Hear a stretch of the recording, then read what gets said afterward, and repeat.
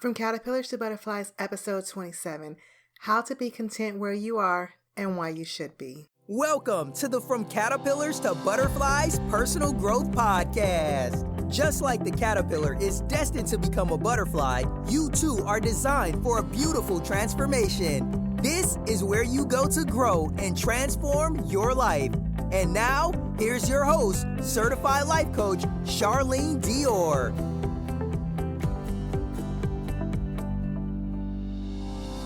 Hey, this is Charlene, your host of the From Caterpillars to Butterflies Personal Growth Podcast, where we talk about all things personal growth. If it can help you grow, we will likely be covering it right here on the podcast. I was on Facebook a week or so ago, and I saw someone make a post, and she was like, "You're so miserable, and you're so unhappy, and you just don't like life," and just all this rambling. And I was like, I don't know who she's talking to, but she is not talking to me. Okay, clearly clearly I am not her ideal client. But I was just like, why are you inviting me into that mess? Right? You're inviting me into that pity party parade, and I am not getting into agreement with it. And that is kind of what brought upon today's topic. I think sometimes we wear our misery like a badge of honor. We wear our dissatisfaction like a badge of honor. Like, look at me. Look at how miserable I am. Look at how dissatisfied I am. And sometimes we invite other people to jump in that pity party parade with us. And we've got to be careful about that. We have to be careful about getting into agreement with those sorts of things. And so I wanted to give an opposing view. I think that life is a series of journeys, right? We should always be working towards something. We should always be going somewhere, believing in something, being pulled by some vision, putting all of our energy and our effort and our love towards the realization of some goal or vision. Always. I think that that's a huge, huge part of life. And when we don't have anything to work towards and when we don't have anything to believe in, I think it kills us. Sometimes it physically kills us. Have you ever heard of someone who retires from their career and then shortly thereafter they die? I think that it kills us spiritually, emotionally, mentally. If we're not believing in something, if we're not on some type of journey that empowers us, then we're dead.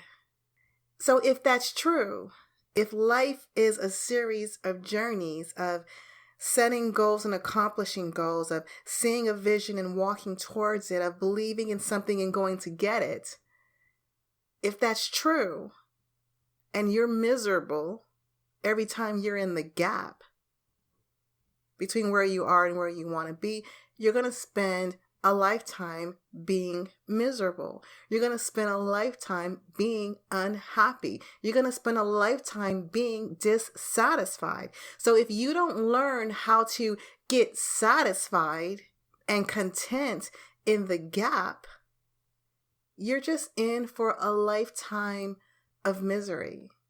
You can have a vision for something more without despising where you are. But you've got to learn how to do that. You've got to learn to train yourself. You've got to train yourself to focus on the satisfying parts of life. And I think we've been trained to always focus on what is dissatisfying. We've been trained to focus on the bad things, right?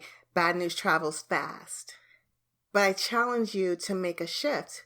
I was watching a video and it was this guy interviewing people, asking them, what do they want? Like, what do you most want out of life?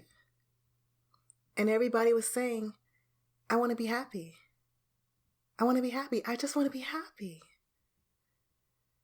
So if that's true, if you just want to be happy, you can't be miserable. You can't be in despair. You've got to be happy.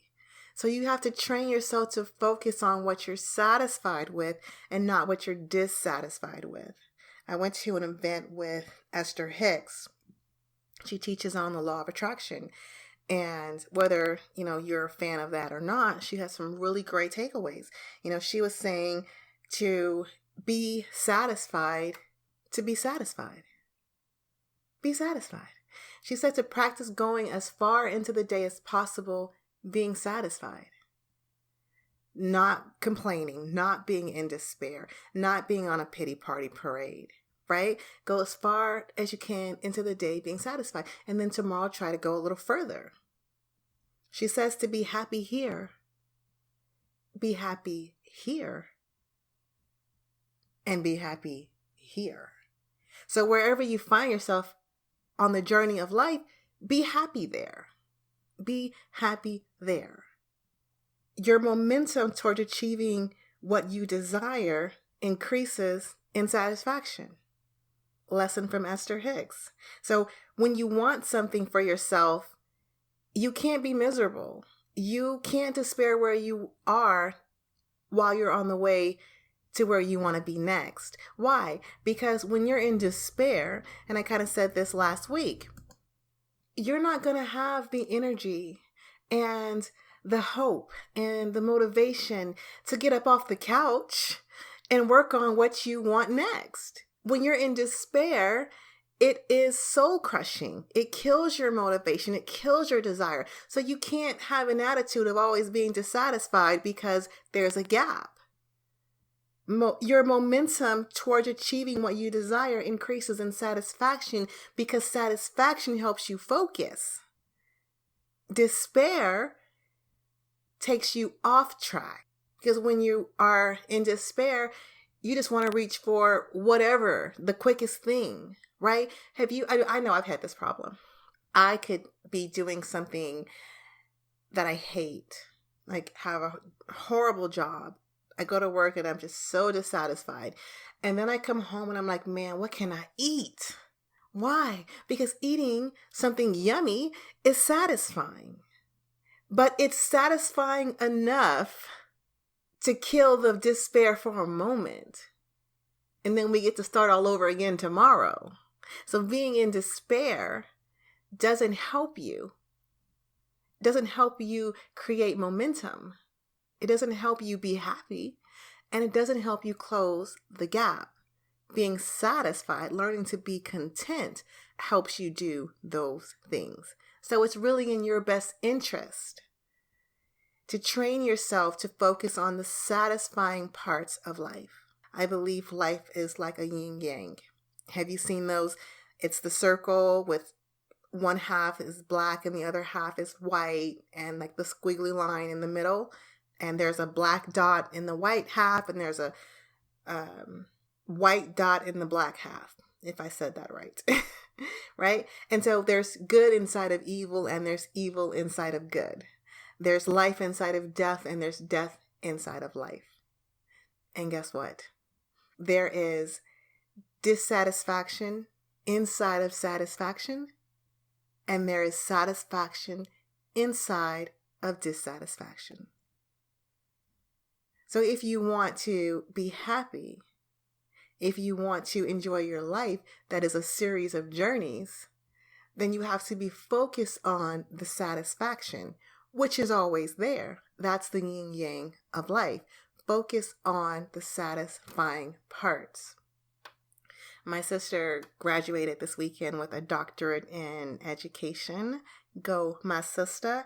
And so we're having festivities. Family came in from out of town. We're having a party at my mom's house. And my dad came into town from Kentucky. My parents aren't together. And so my dad and my grandma was staying at my sister's house. And the party's at my mom's house. So we're barbecuing, we're having cake, we're having fun. And then my dad wants to go back to my sister's house and to take his mom back to my sister's house. And they have a car. But he wants me to go and drive them and they can follow behind me.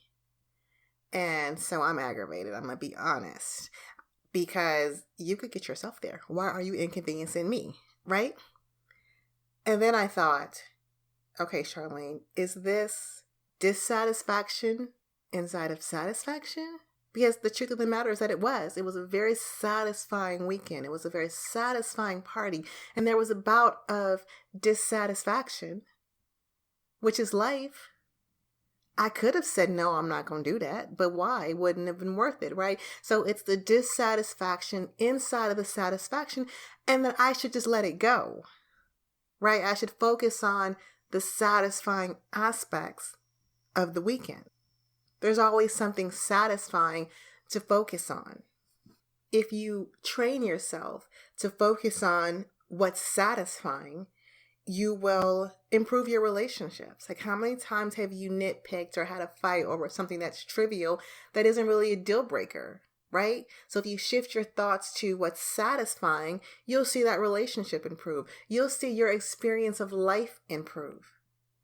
You'll see your experience on the journey of life, the journey to your next goal to improve, and just all around be more happy, be more content by focusing on what's satisfying and not what's dissatisfying.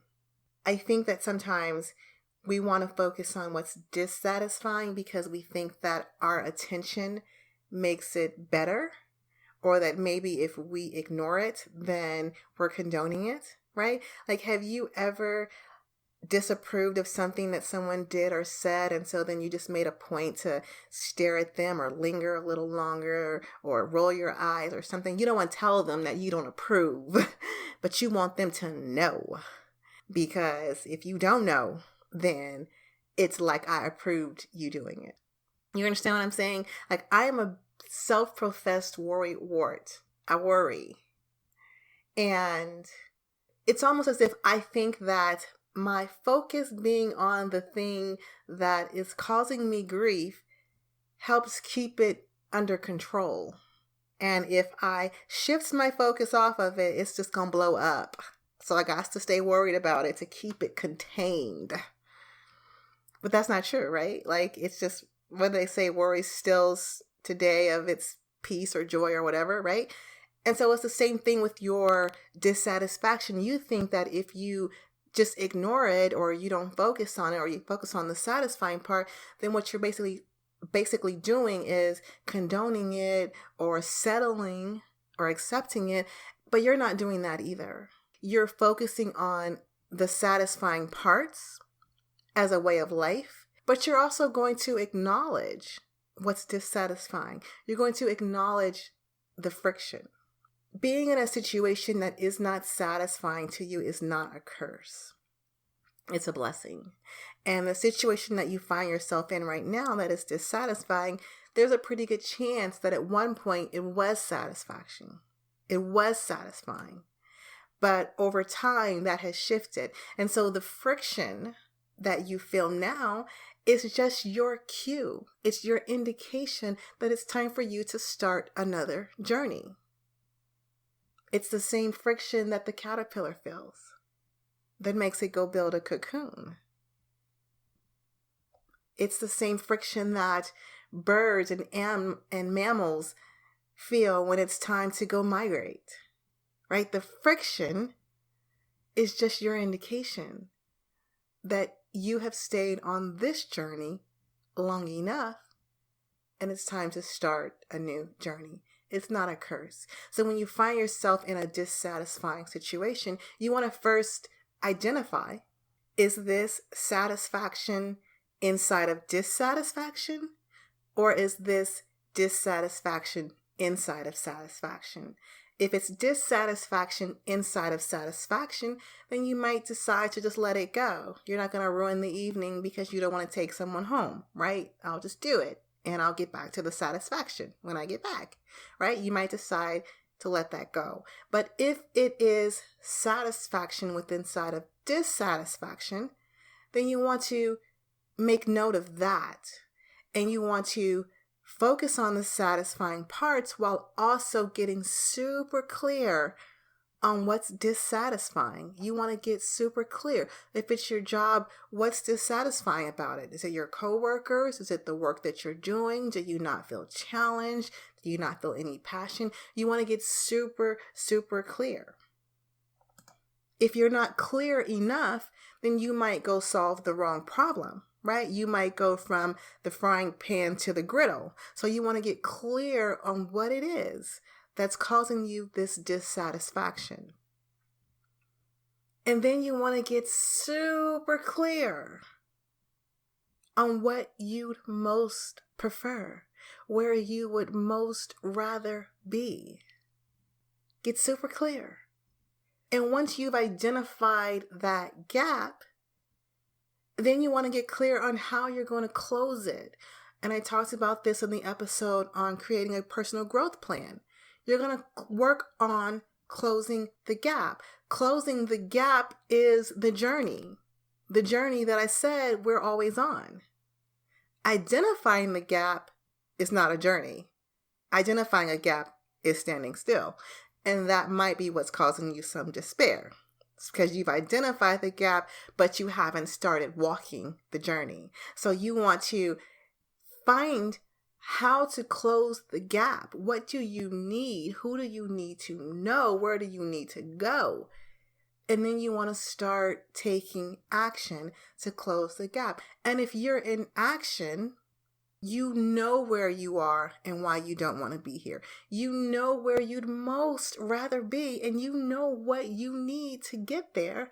And you're taking action. You've planned your work, and now you're working your plan. There's no reason to walk around pitiful all the time. There's no reason to walk around miserable all the time, right? It's like finding out you're 2 months pregnant and then being miserable because the baby's not here. Well, it needs time, right? So when you've identified where you're going and you start going, there's no reason for you to be unhappy. There's no reason for you to be dissatisfied. You are working on it. But in the meantime, you're going to focus on what you are satisfied, because there's always satisfaction somewhere that you could be focused on. But as long as you are on the journey and you're committed to the journey, you're going to get there. And if you're going to get there, there's just not a reason to be hanging your head, right? If I gave you directions from your house to my house and you followed the directions, you would get to my house. It's just what it is. You might have to do some course corrections. There might be some road closures or some weather problems, and you might have to change things up, but you could get here if you followed the directions. And you wouldn't be in your car cursing life, right? Because you weren't here, because you know that you're on your way. And you can just sit back and enjoy the journey. Be satisfied in the midst. The other thing that I want you to be mindful of, going back to the yin yang, the dissatisfaction inside of satisfaction and the satisfaction inside of dissatisfaction. Sometimes when we find ourselves in a dissatisfying situation or relationship or career, and then we see some satisfaction, sometimes it throws us off track, right? Because you might be in a relationship that is just dissatisfying to you and you are ready to leave. And then your partner might give you some level of satisfaction. They might surprise you and take you on a romantic trip or something like that. And so then you think, oh, okay, well, this is satisfying. I should stay here.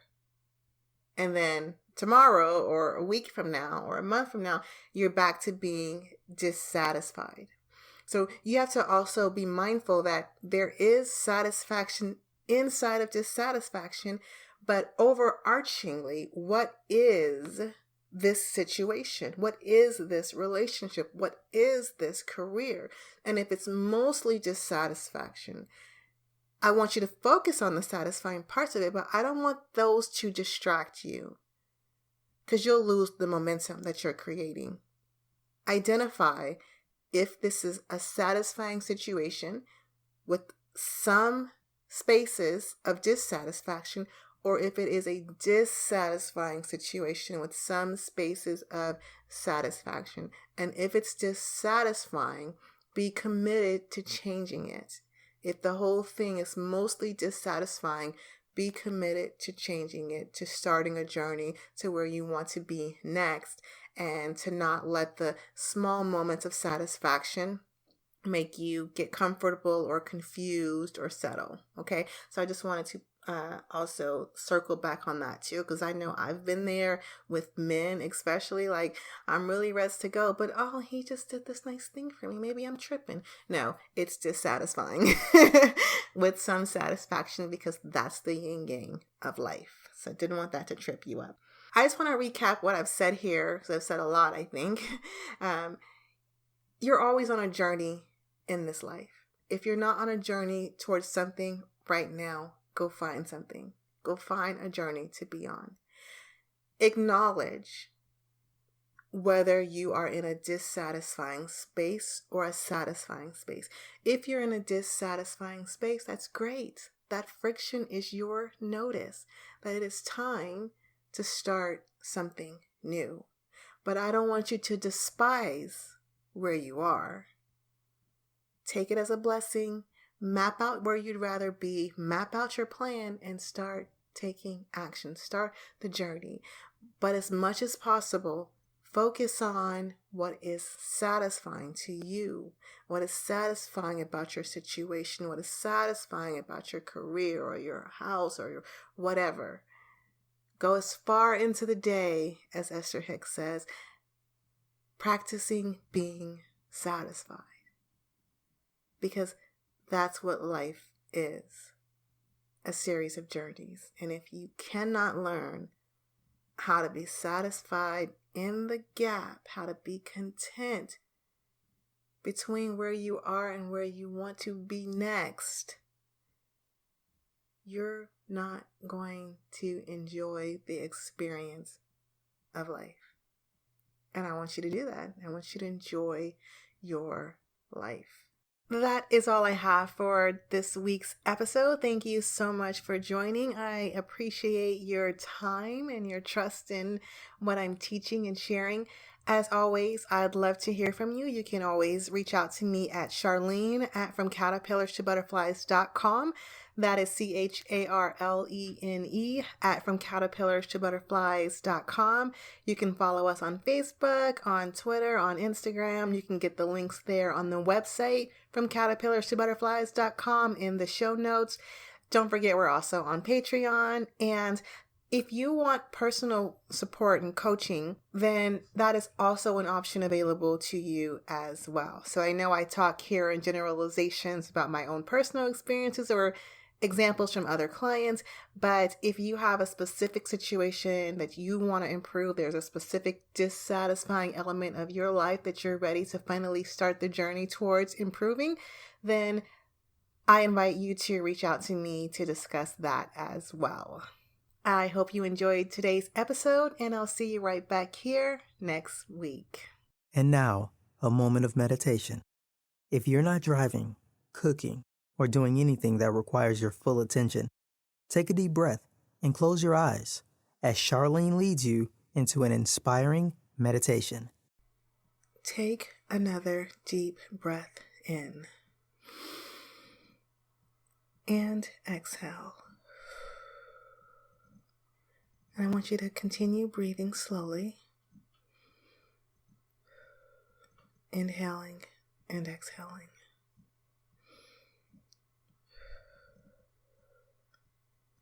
On each inhale, breathe in contentment.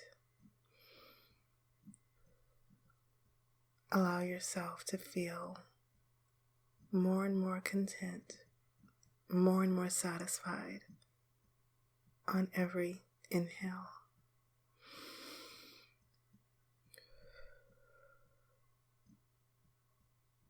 More satisfaction.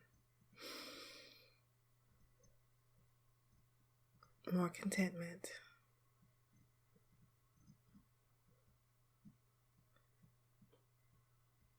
Feel the feelings of being satisfied, content, and happy.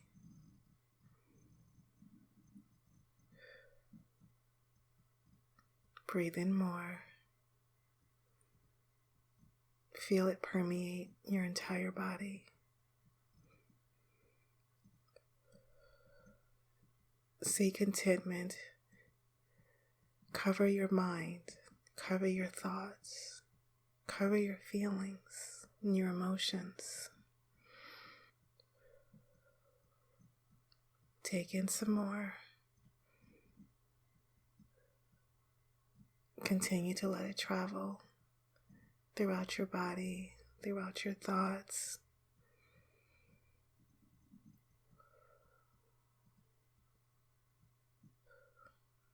You're running over in contentment and satisfaction.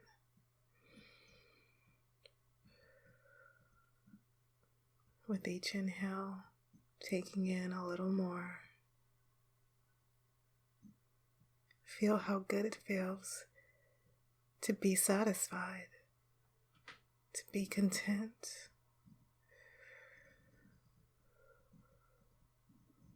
Notice how powerful and in control you feel as you let more and more satisfaction and contentment cover your body from head to toe.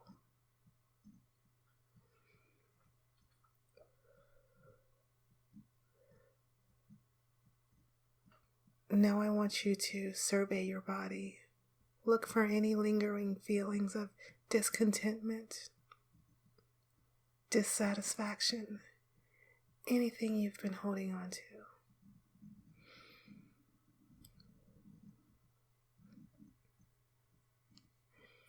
Gather it all together. And on your next exhale, blow it all out.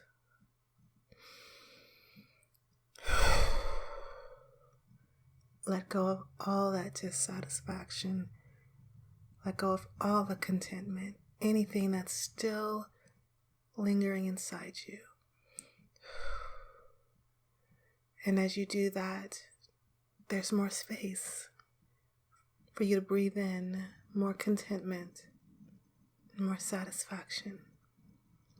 Breathe in some more.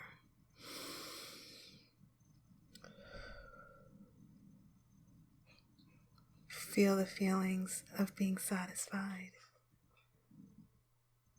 of being happy and content. Feel how powerful you are when you control your own emotions and your own thoughts and your own feelings.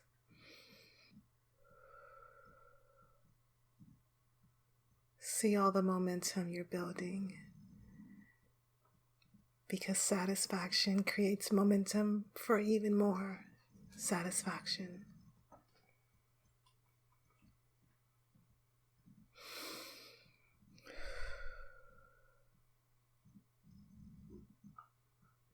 On the count of 3,